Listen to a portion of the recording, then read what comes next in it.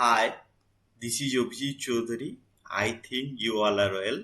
Today I will describe about Python libraries. That means Python modules. How can use a Python module and how can we create Python modules.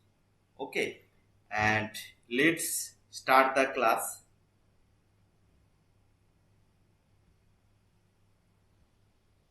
First, I can describe about what is a module. What is a module? Modules Module is a Python file that contains Python functions and variables. Then it should be imported for our useful manner.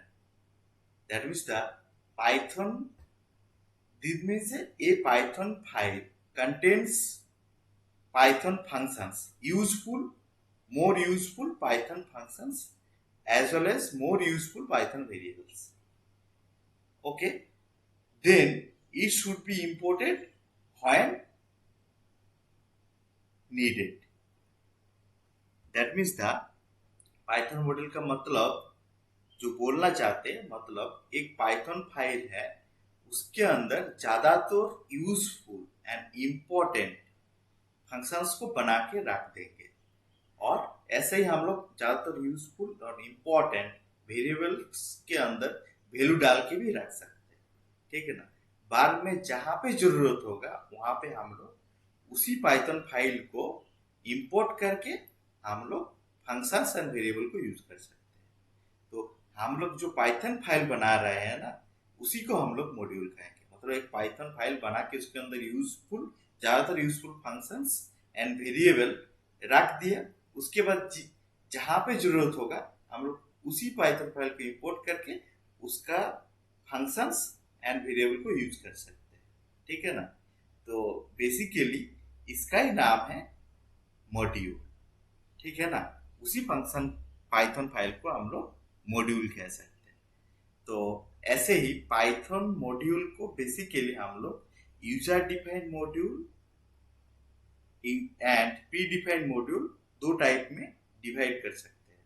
User defined module और custom module कह सकते हैं इसको और otherwise pre defined module और built in module. So what is user defined module?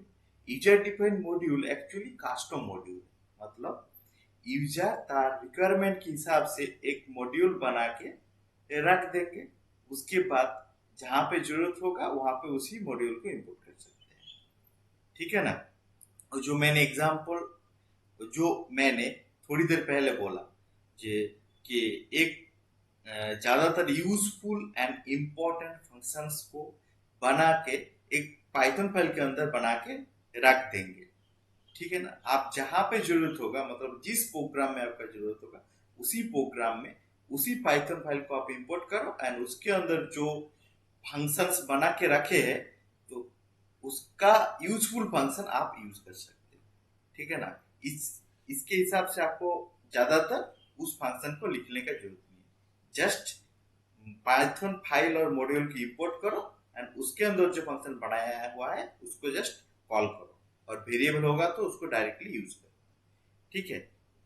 बार बार बनाने का जरूरत नहीं है। जस्ट जहां पे जरूरत होगा मॉड्यूल की इंपोर्ट करो और फंक्शन और वेरिएबल को यूज करो। जस्ट यही है मॉड्यूल का फैसिलिटी। ठीक है ना। जैसे एज फॉर एग्जाम्पल मैं बता सकता हूँ कि suppose cube and square function आपके लिए ज्यादा जरूरत है। ज्यादातर प्रोग्राम में आपका cube and square function use होने वाला है। तो आप क्या करेंगे उसका एक मॉड्यूल बनाइए। मतलब एक पाइथन फाइल के अंदर क्यूब एंड स्क्वायर फंक्शन बना के रख दीजिए। उसके बाद आपका जो प्रोग्राम में स्क्वायर फंक्शन का यूज होने वाला है उसी प्रोग्राम में आपको और स्क्वायर फंक्शन बनाने की जरूरत है। जस्ट आप जिस पाइथन फाइल के अंदर स्क्वायर फंक्शन बना के रखे हो उसी पाइथन फाइल को आप इंपोर्ट कीजिए। ठीक है। देन स्क्वायर फंक्शन को आप वैल्यू देके कॉल कर लीजिए।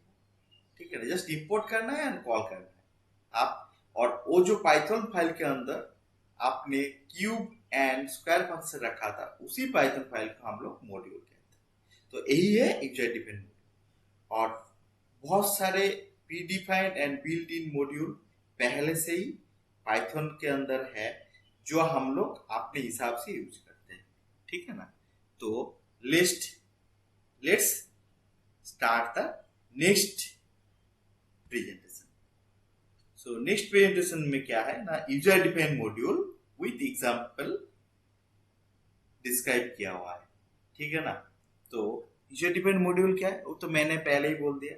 राइट, एक पाइथन फाइल के अंदर एक फंक्शन बनाइए, ठीक है ना।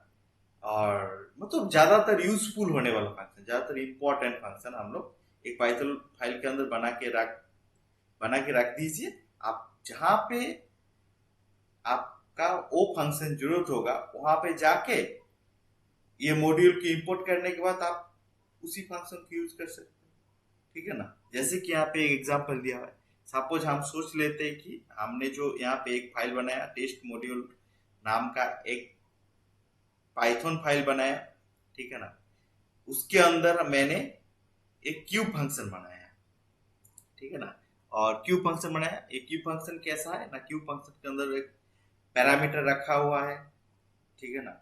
आप इस पैरामीटर में हम लोग वैल्यू भेजेंगे, उसी वैल्यू के हिसाब से यहाँ पे क्यूब कैलकुलेटर होगा, मतलब 8⁻³ जैसे कि यहाँ पे वैल्यू 10 डाला तो यहाँ पे 8⁻³ मतलब 10⁻³ दैट इज 1000 रिजल्ट के अंदर आ जाएगा। एंड रिजल्ट के अंदर जो 1000 वो रिटर्न कर दिया जाएगा, जहां से कॉल होगा वहां पे रिटर्न कर दिया जाएगा, ठीक है ना। तो जो मैंने टेस्ट मॉड्यूल डॉट पी बनाया, उसके अंदर मैंने क्यूब फंक्शन भी बना लिया। मैंने सोच लिया है कि मेरा जो यूजफुल फंक्शन होगा वो क्यूब फंक्शन है, इसलिए मैंने यहाँ पे क्यूब फंक्शन बनाया। आपका जो फंक्शन जरूरत है तो ज्यादा इंपॉर्टेंट है, ज्यादा यूजफुल है, आप उसी फंक्शन को बनाइए। तो ये जो टेस्ट मॉड्यूल डॉट पी मैंने बनाया, यही एक्चुअली एक मॉड्यूल है, यूजर डिपेंडेंट मॉड्यूल, ठीक है। अब इस मॉड्यूल को बना के मैंने रख दिया। आप इसको आप सपोज इंपोर्ट करना चाहते हैं, मतलब अलग एक पाइथन प्रोग्राम के अंदर आप इंपोर्ट करके इसको यूज कर सकते हैं।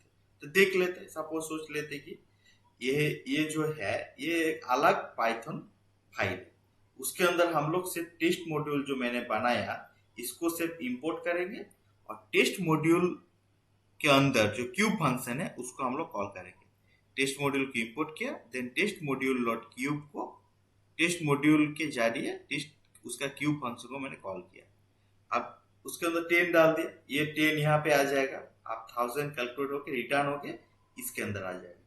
देन हमने क्या किया, उस रिजल्ट को डिस्प्ले कर दिया, मतलब 1000 जो रिजल्ट आने वाला है वो डिस्प्ले हो जाएगा, ठीक है ना।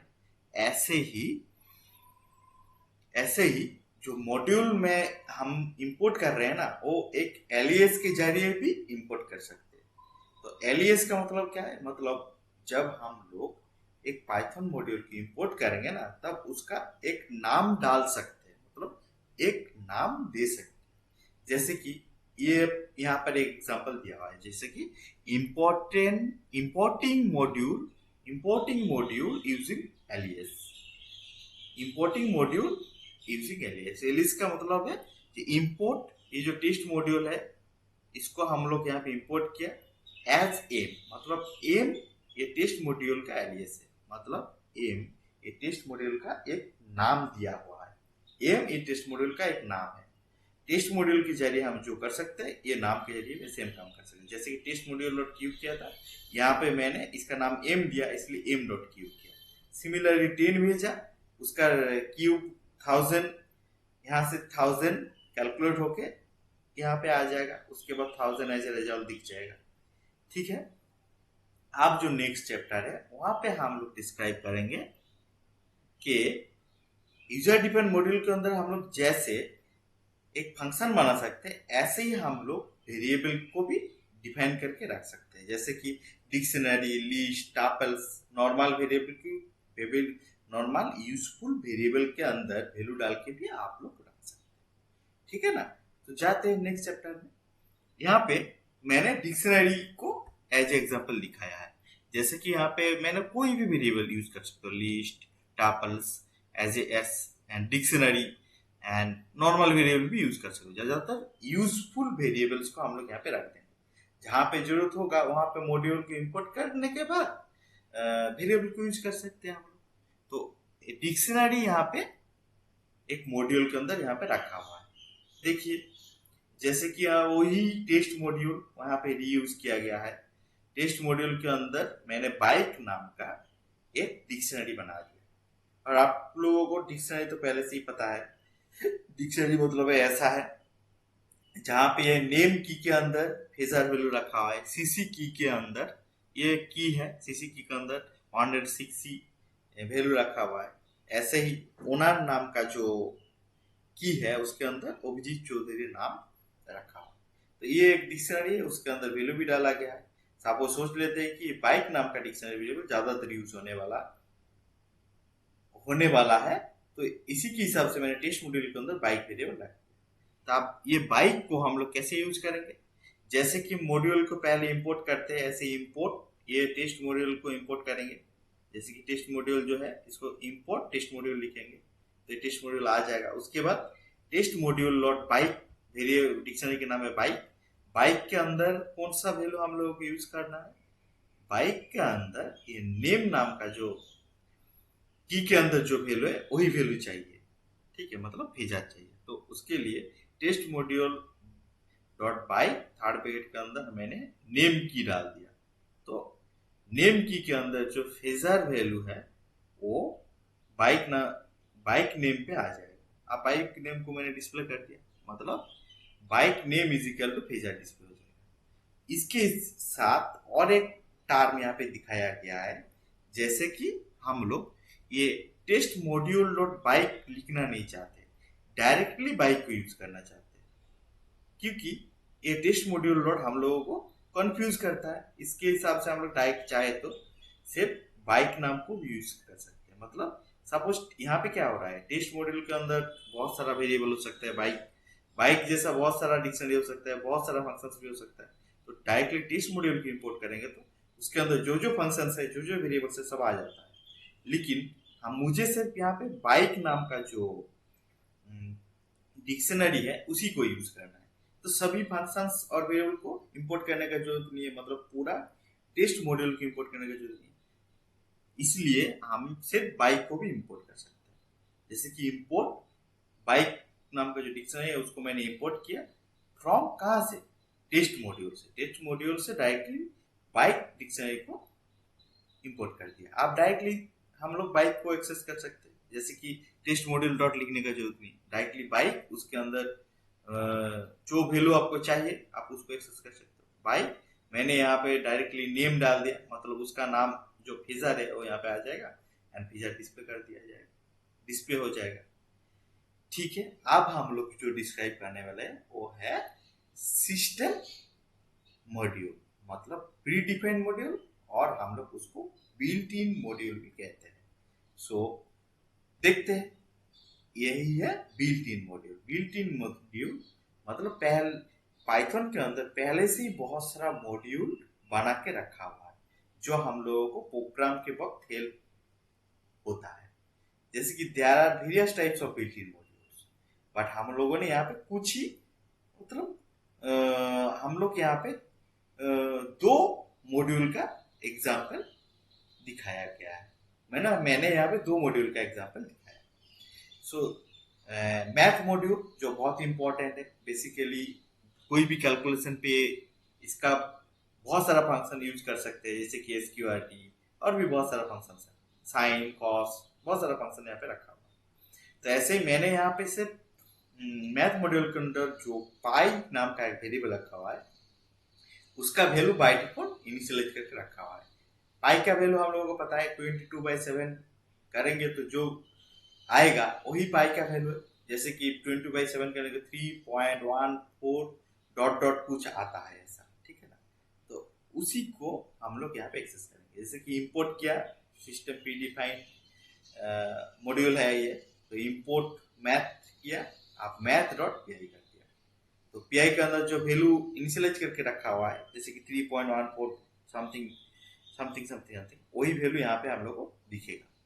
ऐसे ही प्लेटफॉर्म मॉड्यूल, प्लेटफॉर्म एक सिस्टम मॉड्यूल है, ये भी बहुत यूजफुल मॉड्यूल है। ज्यादातर ऑपरेटिंग सिस्टम और सिस्टम रिलेटेड प्रोग्राम करने के लिए ये प्लेटफॉर्म मॉड्यूल यूज करते हैं हम। जैसे भी मैंने यहाँ पे ये बहुत फास्ट मॉड्यूल है, लेकिन मैंने यहाँ पे जस्ट एक ही एग्जांपल डाला हुआ है। इसके अंदर एक सिस्टम नाम का फंक्शन है, ठीक है। और सिस्टम फंक्शन को कॉल करेंगे तो बोल देगा आपको क्या ऑपरेटिंग सिस्टम यूज करो, मतलब कौन सा सिस्टम यूज करो, विंडोज सिस्टम या फिर मैक ओएस या फिर लिनक्स या फिर एंड्रॉइड, कोई क्या सिस्टम यूज करे ये बोल देगा आपको पाइथन प्रोग्राम की जगह। तो मैंने प्लेटफॉर्म जो मॉड्यूल है प्री डिफाइंड, उसको मैंने कॉल कर दिया, ठीक है ना। उसके बाद प्लेटफॉर्म के अंदर जो सिस्टम फंक्शन है उसको मैंने कॉल कर दिया। प्लेटफॉर्म मॉड्यूल को इंपोर्ट करने के बाद सिस्टम मॉड्यूल को कॉल कर दिया, जैसे कि प्लेटफॉर्म डॉट सिस्टम कर दिया एंड उसको डिस्प्ले कर दिया। अब यहाँ system is equal to Windows दिखेगा, क्योंकि मेरा सिस्टम विंडोज सिस्टम है, ठीक है। तो मुझे लगता है सबको थोड़ा बहुत आइडिया हो चुके हैं। आप लोग थोड़ा स्टडी कीजिए और भी क्लियर हो जाएगा। एंड आपको ये क्लास अच्छा लगा तो लाइक कमेंट शेयर जरूर कीजिएगा, और आपका कोई डाउट है तो जरूर कमेंट सेक्शन में लिखिए, हम उसका रिप्लाई देंगे, ठीक है ना। आप thank you for watching this class and stay well, bye bye.